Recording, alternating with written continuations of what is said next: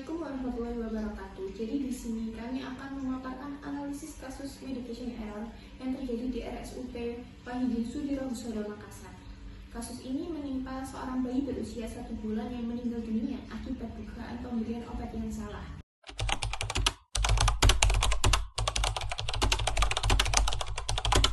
Pada bulan Juli 2022, bayi bernama Danendra dirawat di RSUP Wahidin Sudirohusodo Makassar. Sehari sebelum operasi, bayi menerima suntikan obat yang ternyata tidak sesuai dengan identitas pasien. 1 jam setelah pemberian, bayi meninggal dunia. Rumah sakit kemudian mengakui adanya kemungkinan kesalahan pemberian obat dan melakukan investigasi.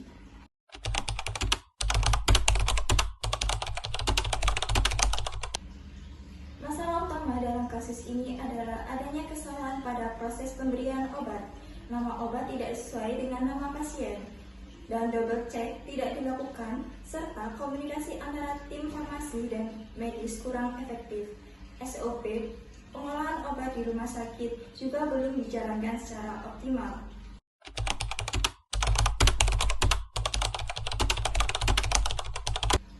Analisis kasus ini termasuk dalam kategori medicine error yang terjadi di rumah sakit. Standar pelayanan farmasi dan keselamatan pasien tidak dijalankan dengan baik, sehingga terjadi efek fatal. Bayi menerima obat yang salah, mengakibatkan kematian yang menunjukkan kegagalan sistem penti safety.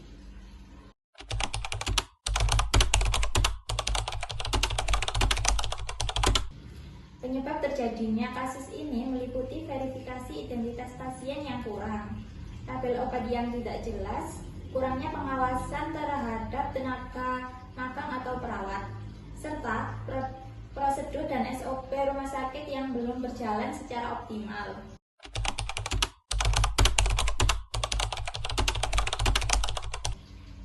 Solusi dan rekomendasi. Solusi jangka pendek adalah melakukan double check sebelum pemberian obat dan verifikasi identitas pasien. Jangka menengah, rumah sakit perlu melakukan pelatihan ulang kepada staf dan memperbaiki SOP pengelolaan obat. Untuk jangka panjang, sistem digitalisasi dengan barcode dan audit berkala harus diterapkan, serta implementasi program keselamatan pasien.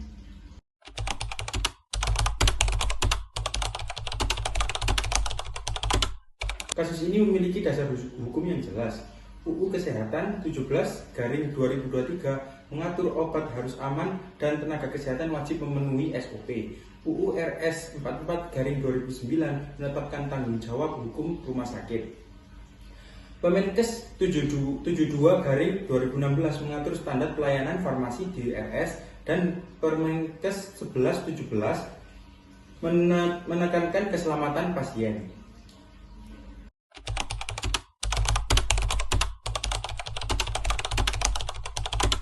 Kesimpulannya, kasus ini merupakan contoh medication error fatal akibat pelanggaran SOP dan kurangnya verifikasi obat.